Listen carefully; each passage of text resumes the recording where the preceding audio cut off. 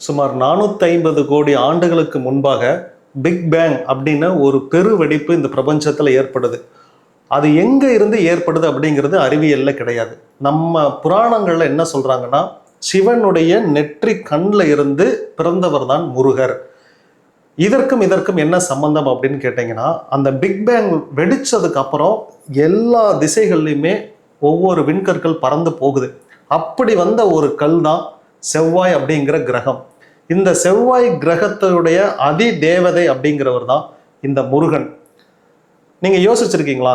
எல்லா கிரகமுமே நம்ம கண்ணுக்கு தெளிவா தெரியுது.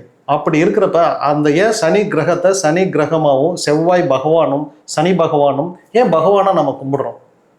அது ஒரு பிளானட் தானே. இப்போ யுரேனஸையும் நெப்டியூனையும் நம்ம ஏன் கும்பிடுறது இல்லை? ஆனால் செவ்வாய் கிரகத்தை கும்பிடுறோம், பூமியை பூமி மாதான்னு சொல்லி கும்பிடுறோம், சந்திரனை கும்பிடுறோம், இந்திர பகவான் அப்படிங்கிறோம், சந்திரன்கிறோம், சூரிய பகவான்கிறோம். எப்படி இவங்களுக்கெல்லாம் ஒரு தெய்வம் அப்படிங்கிற சக்தி வந்துச்சு அப்படின்னு கேட்டால், தேவ லோகத்தில் இந்த கிரகங்களை எல்லாம் கட்டுப்படுத்துறதுக்குன்னு ஒரு அதி தேவதையை நியமிப்பாங்க. ஏன்னா ஒரு பிளானட் இன்னொரு பிளானட்டோட மோதி இருக்காது, மோதவும் இனி வருங்காலத்தில் மோதாது. அதுங்களுக்குன்னு கொடுக்கப்பட்டிருக்கிற நீள்வட்ட பாதைகளில், அதுங்களுடைய ஸ்பீடில், அதுங்களுடைய கிராவிட்டியில் எப்போதுமே சீராக இயங்கி கொண்டே இருக்கும். இதில் எந்த மாற்றமும் நடக்காது. அதுக்கு காரணம் ஒரு தெய்வம் அந்த கிரகத்தை வழிநடத்தி கொண்டு இருக்கிறார்.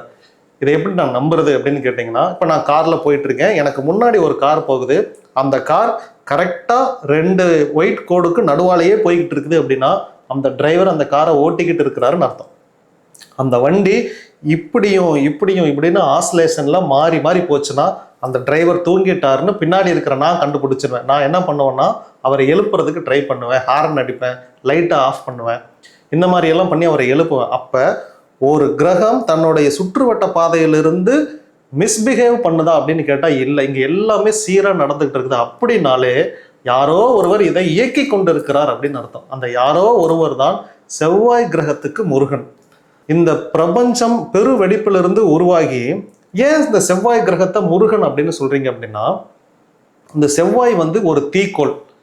இது ஏன் தீக்கோள் அப்படின்னா, சிவனுடைய நெற்றியில இருந்து ஒரு தீ பிளம்பு உண்டாச்சு இல்லையா, அந்த தீ பிளம்பு ஒரே பிளம்பு இல்லை, 6 பிளம்பா உருவாச்சு. அதனாலதான் இவர் 6 முகம், 6 பிரிவா பிரிஞ்சு இது 6 குழந்தைகளாகவே உருவாச்சு. இந்த 6 குழந்தைகளும் சிவனுடைய நெற்றிலிருந்து அதீத நெருப்புங்கிறங்காட்டி இதை குளிர்ச்சி படுத்தவே முடியல. பிறகுதான் பார்வதி தேவி அம்மையார் தன்னுடைய மொத்த வலிமையாலும் இதை 6 குழந்தைகளாக உருமாற்றாங்க. ஆனால் இவங்க 6 பேர்த்தையும் ஒன்னாவே சேர்க்க முடியல. தனித்தனியா இருந்துக்கிற வரைக்கும் இவங்க பிண்டமாவே இருக்கிறாங்க. இவங்க ஒரு கருவா வளர்ச்சி அடையவே இல்லை. அதன் பிறகு இந்த 6ஐயும் ஒன்னா சேர்க்கிறாங்க பார்வதி தேவி அம்மையார். சேர்த்ததுக்கு பிறகுதான் முருகன் அப்படிங்கிற ஒரு மகா தெய்வம் உருவாகிறார். செவ்வாய் கிரகம் பார்த்தீங்கன்னா சூரியனுக்கு அடுத்தபடியாக இருக்கிற ஒரு தீக்கோள். இதனுடைய பொதுவான தன்மை என்ன அப்படின்னா, கல்யாணத்தை நிறுத்துறது, குழந்தை பாக்கியத்தை தடை பண்றது. ஏன் அப்படின்னு கேட்டிங்கன்னா, அதிகப்படியான ஹீட் இந்த உடம்புக்குள்ள உருவாகிட்டா முதல்ல அது கரு உருவாகுவதால் தடுக்கும். செவ்வாய் தோஷம் தான் இன்னைக்கு ஜாதகத்திலே மிகப்பெரிய தோஷம். இதற்கு காரணம் என்னன்னா அதிகப்படியான ஹீட். இந்த ஹீட்டை கண்ட்ரோல் பண்றது எப்படிங்கிறது தான் முருகருடைய வழிபாட்டிலே வச்சிருக்காங்க. நீங்க கார்த்திகை பெண்கள் தான் இவங்களை வளர்த்துறாங்க. அதனால கார்த்திகை நட்சத்திரமும், முருகன் வைகாசி விசாக நட்சத்திரத்துல பறக்கிறார். அதனால விசாக நட்சத்திரத்திலையும் சஷ்டியிலையும் செவ்வாய்க்கிழமையிலையும் விரதம் இருந்து இவரை நீங்க வழிபாடு பண்ணீங்கன்னா உங்க உடல் உஷ்ணம் குறைஞ்சு உங்களுக்கு சீக்கிரமா திருமணமும் நடக்கும், சீக்கிரமா குழந்தை பாக்கியமும் நடக்கும். இந்த 2க்கும் அதிபதி இவர் தான். இதுல நல்லா தெரிஞ்சுக்கோங்க, செவ்வாய்க்கிழமை நீங்க அசைவம் சாப்பிட்டீங்க அப்படின்னா உங்க உடம்புல இன்னுமே ஹீட் அதிகமாகும். செவ்வாய்க்கிழமை நீங்க எண்ணெய் தேய்ச்சி குளிச்சிங்க அப்படின்னா உங்க உடல் பல மடங்கு உஷ்ணம் சீக்கிரமா குறையும். வாதம், பித்தம், கபம், இந்த ஹீட்டு தான் முக்கிய பங்கே வகிக்குது. மூக்கு கிட்ட உங்க கை வச்சு பாருங்க, உடம்புல ஒரு ஹீட் இருக்கு. இந்த ஹீட் இருக்குதுனால நீங்க உயிரோடு இருக்கீங்கன்னு அர்த்தம். இந்த காற்று இருக்கு இல்லையா, இந்த காற்று சூடா இங்க வரும். இந்த காற்று இந்த வெப்பமும் சேர்ந்ததுதான் உயிர். அப்ப ஒரு குழந்தை பிறக்கணும் அப்படின்னா இந்த ஹீட்டானது அந்த கர்ப்பப்பைக்குள்ள போகணும். அதிகப்படியா போயிருச்சு அப்படின்னா எல்லாமே மிகையினும் குறையினும் வியாதி. இந்த ஹீட் அளவா இருந்துச்சுன்னா, அதுதான் கோழி குஞ்சு அடக்காக்குது இல்லையா, நார்மல் டெம்பரேச்சர்ல இருந்துச்சு அப்படின்னா அது அடக்காத்து குஞ்சு பொறிச்சு வெளியே வந்துடும். அதிகமா ஹீட் அடிச்சுச்சுன்னா உள்ள இருக்கிற குழந்தைக்கு ஆபத்து. அவ்வளவுதான். ஹீட்டே இல்லை அப்படின்னா பொரிக்கவே பொரிக்காது, அவ்வளவுதான். இங்க கர்ப்பப்பைக்குள்ளேயும் ஒரு ஹீட் வேணும். அந்த ஹீட்டை நார்மல் டெம்பரேச்சர்ல கொடுக்கக்கூடியவர் தான் முருகப்பெருமான். இந்த பிரபஞ்சம் பெருவெடிப்புல இருந்து தோன்றி, இப்ப நீங்க மனசுல இமேஜின் பண்ணிக்கோங்க, ஒரு தீக்கோள் அங்கிருந்து பறந்து வந்துச்சு. அந்த தீக்கோள் இங்க இருக்கக்கூடிய பிரபஞ்சத்துல அண்டத்துல இருக்கக்கூடிய குளிர்ச்சியின் காரணமாக இறுகி ஒரு பாறையாக மாறுது. இந்த பாறைக்கு உள்ள என்னதான் இருக்கும்? எரிமலை குழம்பு, லாவா தான் இருக்கும். அந்த பாறை சிதிலம் அடைஞ்சுதான் மண் அப்படின்னே ஒண்ணு உருவாகுது. இதுதான் அறிவியல். நம்ம தமிழ்ல உயர்வுபடுத்தும் விதமா ஒரு பழமொழி ஒண்ணு சொல்லுவோம். அதாவது கல் தோன்றி மண் தோன்றா காலத்தே முன் தோன்றிய மூத்த மொழி அப்படின்னு சொல்றோம். இவரை தமிழ் மொழியின் கடவுள், தமிழ் கடவுள் முருகன் அப்படின்னு நம்ம சொல்றோம். இந்த ரெண்டுக்கும் என்ன சம்பந்தம்னா, இந்த தமிழ் மொழி எப்போ உருவாச்சாமா, கல் தோன்றிருச்சு. இந்த பெருவெடிப்புல இருந்து ஒரு கல் வந்துருச்சு, அதாவது ஒரு தீ குழம்பு வந்துச்சு, அது வெப்பநிலையால இறுகிச்சு பாறையா உருவாச்சு, கல் தோன்றிருச்சு. இப்ப இது காலப்போக்கில் சிதல் அடைஞ்சு மண் ஆகணும். இன்னும் மண் ஆகலை, இது பாறையாவே இருக்குது.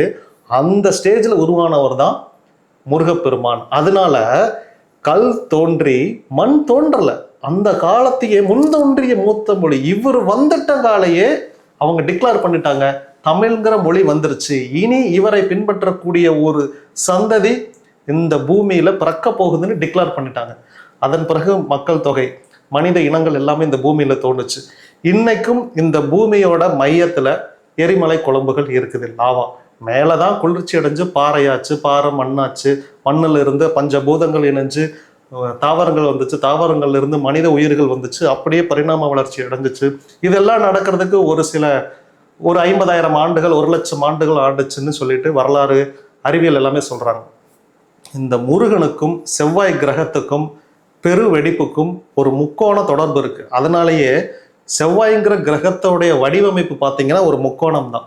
இந்த முருகன் சொல்லிட்டு சரவண பவன் 6 எழுத்து மந்திரம் எழுதி ஒரு மேல் நோக்கிய முக்கோணம், ஒரு கீழ் நோக்கிய முக்கோணம் போட்டிருப்பான். இந்த ரெண்டும் இருக்கிறது தான் இஸ்ரேல் நாட்டு கொடியிலையும் இந்த மாதிரி ஒரு அமைப்பு இருக்கும்.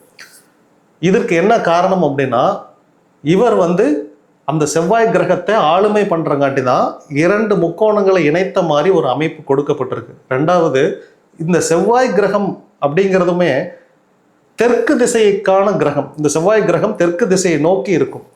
ஒவ்வொரு நாட்டிலையுமே தெற்கு திசை பார்த்தீங்க அப்படின்னா அது செவ்வாய் கிரகத்துக்கான திசை. இந்தியாவிற்கு தெற்கு அப்படின்னு எடுத்துட்டீங்கன்னா அது தமிழ்நாடு தான். அதனாலையும் தமிழ் கடவுள் முருகன் அப்படின்னு வரையறுக்கப்படுகிறார். இந்த தெற்குக்கு இன்னொரு சிறப்பம்சம் இருக்கு. இவரை என்ன சொல்லுவாங்க அப்படின்னா, சேவடி, செவ்வோன், சேயோன், இப்படி எல்லாம் முருகனை புகழ்ந்து பாடுவாங்க. அதாவது சிவப்பு கலர் எல்லாமே முருகனுக்கு சொந்தமானது. சிவப்பு கலர் கிட்டத்தட்ட காவி கலர், எக்ஸாக்டா சொன்னோம்னா காவி தான். இந்த தெற்கு திசையில தான் ரெட் கலர்ல பூக்களே பூக்கும் அப்படின்னு இந்த பூலோக சாஸ்திரங்கள் எல்லாமே சொல்லுது. உங்க வீட்டிலையுமே ஒரு செம்பருத்தி பூ வைக்கிறீங்க, இப்ப கிழக்கால வச்சுட்டீங்க, அந்த செம்பருத்தி பூ வளரல, பூ பூக்கல அப்படின்னா அந்த செடியை பிடிங்க, உங்க வீட்டுக்கு தெற்கு மூலையில அதே செடியை நடுங்க, நிச்சயமா அந்த பூ பூக்கும். அறிவியல் ஆய்வுகள், குறிப்புகள் நமக்கு தருகின்றன. இந்த சிவப்பா இருக்கக்கூடிய அனைத்து மலர்களை கொண்டும் நீங்க முருகனுக்கு பூஜிக்கும் பொழுது முருகனுடைய மொத்த சக்தி அதிகரித்து, இப்போ உனக்கு என்னப்பா வேணும், ஏன் பலி கொடுக்குறோன்னு தெரியுமா? அந்த பலியில ரத்தத்துல என்ன இருக்கு அப்படின்னா, ரத்தத்துல உயிர் இருக்கு. சில தெய்வங்கள், உப தெய்வங்களுக்கு நீங்க பலி கொடுக்குறீங்க இல்லையா, அந்த தெய்வங்களுக்கு என்ன வேணும்னா சக்தி வேணும். அந்த சக்தி எங்க இருக்குது அப்படின்னா உயிர்ல தான் இருக்குது. அதனாலதான் ஒரு உயிரை பலி கொடுத்து அந்த ரத்தத்தை அதன் மீது தெளிக்கும் போது அதுக்குள்ள இருக்கிற மொத்த எனர்ஜி அந்த தெய்வங்கள் எடுத்துக்குது. சிகப்பு கலர் பூக்கள் எல்லாமே என்ன தனக்குள்ள ஈர்த்து வச்சிருந்துச்சுன்னா அந்த செவ்வாயினுடைய ஆற்றல் ஈர்த்து வச்சிருந்துச்சு. அதை கொண்டு நீங்க முருகனுக்கு அபிஷேகம் பண்ணீங்க அப்படின்னா முருகனுக்கு மகாசக்தி கிடைச்சிரும். மகாசக்தி வந்த உடனேயுமே நான் கேட்பேன் இல்லையா, இப்போ நீங்கள் எனக்கு ஒரு 1 கோடி ரூபா கொடுத்துட்டீங்கன்னா உனக்கு என்ன பிரச்சனை சொல்லு, நான் தீர்த்து வைக்கிறேன். அதையே தான் முருகன் கேட்பார், உனக்கு என்ன பிரச்சனை அப்படின்னு. இப்போ உங்கள் பிரச்சனை சொன்னீங்கன்னா உடனே ஒரு தீர்த்து வச்சிருவார். பூக்கள் மட்டும் இல்லை, நீங்கள் ஒரு சக்கரை பொங்கல், தேன், தினைமாவு, அப்பம், இது எல்லாமே சிகப்பு கலரில் நீங்கள் செஞ்சு முருகனுக்கு படைச்சிங்கன்னா அது அவருக்கு ரொம்ப பிடிக்கும். முருகன்ட்டு இருந்து உங்கள் பெட்டிஷன் சீக்கிரமாக அது சேங்ஷன் ஆகணும், அதுக்கு ஒரு தீர்வு கிடைக்கணும் அப்படின்னா இதெல்லாம் யுக்தி, இதை கையாளுங்க. முருகன் கிட்ட இருந்து உங்களுக்கு சீக்கிரம் அனுகிரகம் கிடைக்கும்.